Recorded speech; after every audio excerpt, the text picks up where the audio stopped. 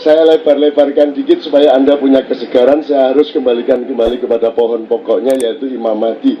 Nanti setelah ada bencana jagat raya yang terkenal dengan nama Ya'juj wa Ma'juj, tidak disebutkan di dalam Al-Quran, dan Rasulullah tidak pernah memberitahukan siapa yang memberesinya nanti. Jadi puncak tragedi kehidupan di alam semesta, nanti akan ada solusi besar, dan solusinya siapa? Yaitu saudara tertua kita. Siapakah saudara tertua kita? Kan sudah saya omongkan tadi. Yang sulung siapa dari seluruh makhluk ini? Muhammad. Jadi Jibril sama Muhammad tua mana? Jadi Jibril pernah datang ke Muhammad.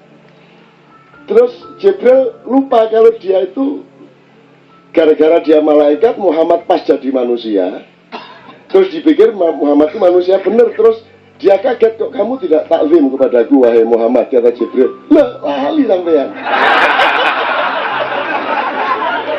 Loh, saya lebih tua, ya apa sampean lalian nih? Gimana Jibril kok lupa? Loh iya ya sampean ya Mbak Arab ya. Loh iya Mbak Arab aku. Saudara sulung ya. Gitu loh. Ini untuk seger-segernya. Pokoknya nanti yang beresin terakhir ya itu ya Satrio Piningit yang sebenarnya.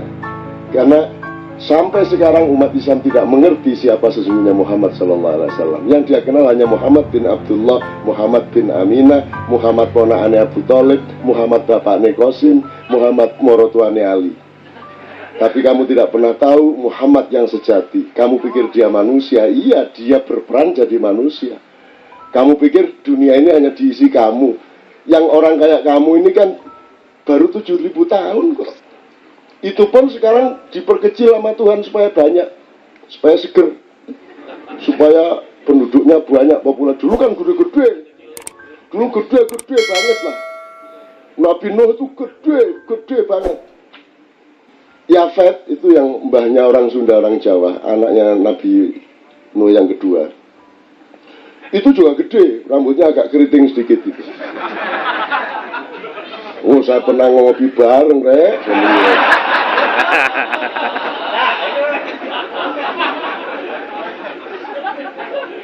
Itu ya. Nanti apa yang tidak bisa dibereskan oleh Muhammad? Apa yang tidak bisa dibereskan oleh Rasulullah? Semua ini cuma dramanya Tuhan kok. Ini skenario kok. Kan gitu loh. Anda jangan terlalu serem-serem amat. Yang penting Anda manja dan cinta benar sama Allah. Dan kalau berdoa, nggak usah ngapalin doa. Karena yang bikin doa, kecuali doa dari Al-Quran dan Rasulullah, itu nggak apa-apa kamu tiru. Tapi kalau doa-doa yang bukan dari Allah dan Rasulullah, kamu jangan terlalu hafal-hafalkan. Jangan bangga kamu menghafal-hafalkan.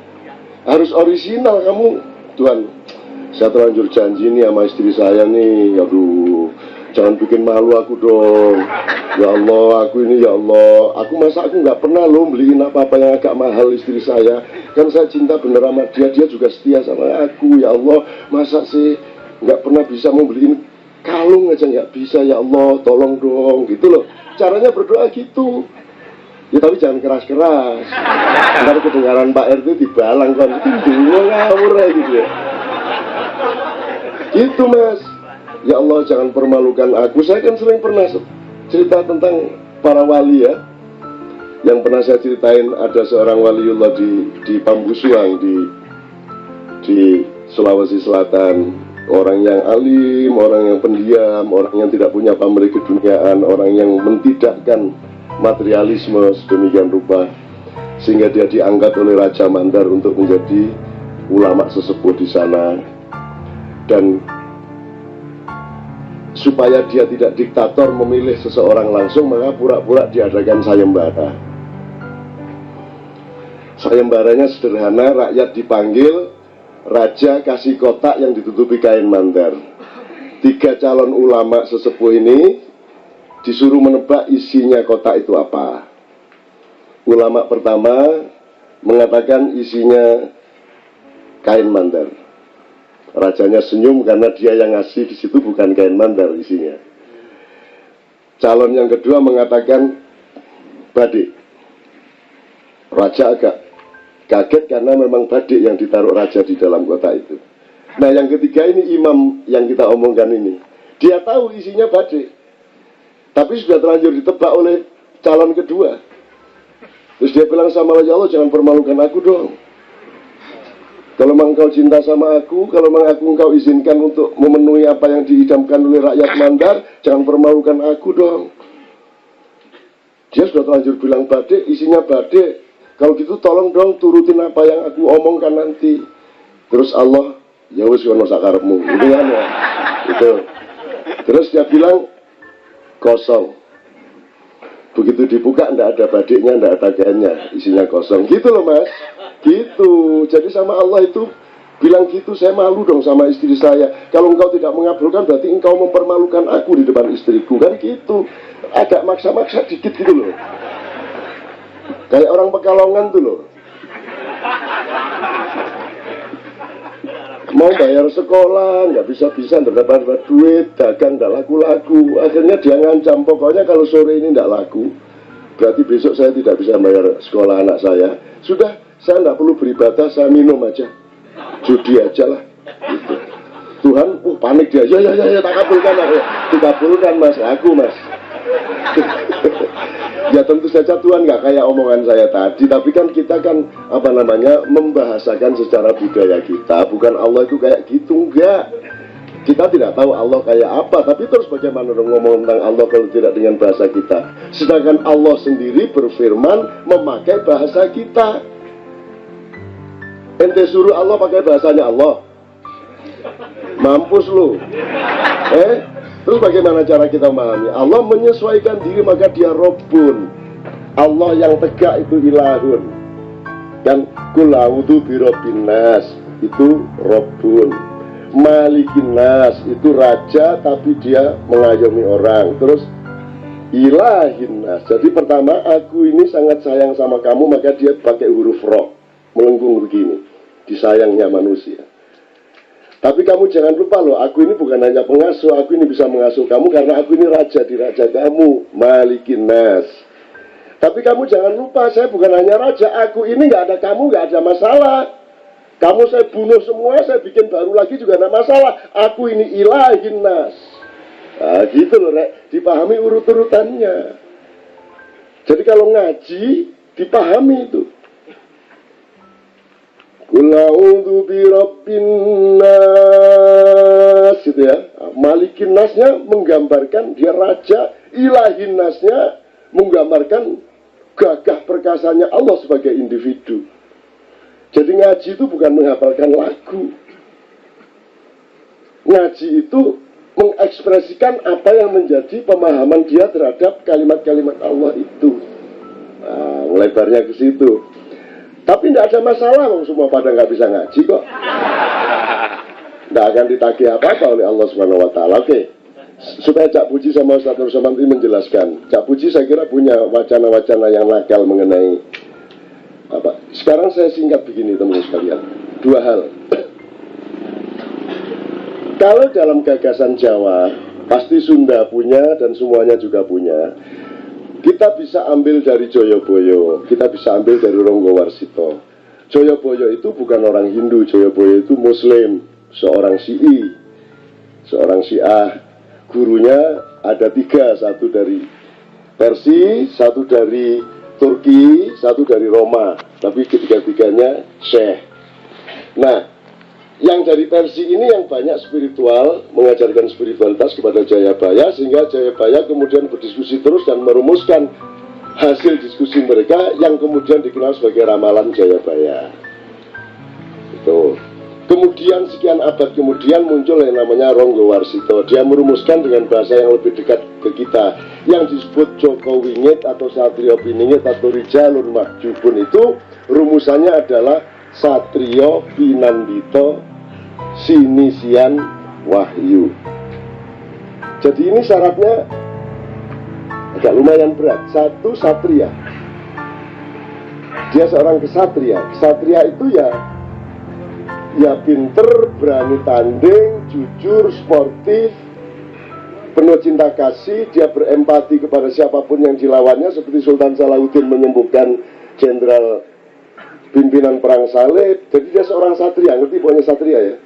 Tapi tidak cukup kalau satria tok memimpin. Di tengah keadaan yang rusaknya sudah tidak karu-karuan, maka dia harus seorang pinandita. Pinandita itu artinya dia dipendetakan oleh kehidupan, bukan memendetakan dirinya, bukan menggus-guskan dirinya, bukan menghabib-habibkan dirinya. Jadi jangan sampai kamu bikin kartu nama dengan kata Ustadz, Habib, Gus. Biarkan orang yang menyebutmu seperti itu kalau memang engkau seorang Ustadz. Nek kon dhewe sing nulis iku lho. Ya apa karepmu iki? Kartu nama Gus, ya apa sih? Kamu sudah orang Yunani, bukan orang Indonesia lagi. Kalau orang Indonesia itu tidak ada ceritanya dia menawar-nawarkan diri. Bener mas? Cobloslah nomor ini kan, itu dia yang paling bagus loh itu. Wah itu mas yang dimaksud dia. Jadi ada baliho, ayo Gus, mek sampean sing iso mimpin Gus, itu sing gawe dhek dhewe. Jadi dia kehilangan Jawanya 2 kali lipat. Kehilangan 1 Jawa aja udah susah, kehilangan 2 kali lipat. Itu berapa spanduk ya? Ono meneh sing kene ning nganggo klambi kayak Bung Karno digawe trembel. Terus ngene. Sing diduding ku lho manuk ta apa iki? Ya Allah, itu yang pasang dia sendiri. Makanya saya tersinggung kalau ada orang bikin spanduk karena mau ada acara saya, terus saya dipilih gambar yang gini, aku muangkel temen ini. Aku ingin duding apa rek, ono bajing kayak apa ngono lho. Jadi teman-teman sekalian, ini saya ingetin yang kecil-kecil begini supaya Anda itu lebih berani hidup sebagai dirimu tanpa embel-embel apapun. Saya manggil beliau Syekh karena kecintaan saya, bukan feodalisme dan bukan pujian, bukan apapun, itu karena cinta saya. Tapi kalau gini, saya datang ke Anda, ke kampung Anda, Ustadz Ainun Najib, ya, ini ya. Terus saya pakai peci, pakai serban, pakai gamis, tidak ada salahnya dilihat, mungkin bagus. Cuman ada satu bahaya. Semua orang yang ada di situ pasti punya kesimpulan bahwa yang pakai peci tadi, yang pakai serban tadi, yang pakai sarung tadi, pasti orang yang lebih pintar daripada orang lain, betul nggak? Iya nak iyo. Lo ini kan kalau galak penipuan jenenge. Lo sengarane raimu pinter lo sapa? Satu, kalau cuma pinter masih lumayan. Kalau semua orang menyimpulkan bahwa yang pakai begitu itu pasti orang yang lebih alim dan akhlaknya paling bagus di antara yang lain, kan kesimpulannya mesti begitu. Bener nggak? Seandainya benar pun akhlaknya lebih bagus dari orang lain, bolehkah akhlak itu dipamerkan kepada orang lain melalui pakaiannya yang melambangkan akhlak itu? Nggak boleh juga kan? Nggak boleh juga kan? Makanya saya semampu-mampu saya pakai begini ini supaya tidak menimbulkan potensi penipuan kepada Anda. Betul nggak mas? Kan ini kan podo karo pakaianmu, podo. Larang jaketmu karo klambiku. Jadi ya Pak. Jadi saya tidak punya potensi. Saya mengurangi potensi untuk bisa menipu Anda. Gitu loh. Jadi kalau nipu lebih sukses ya? Apa itu? Kalau nipunya lebih sukses kan? Karena tidak pakai itu. Nggak pakai.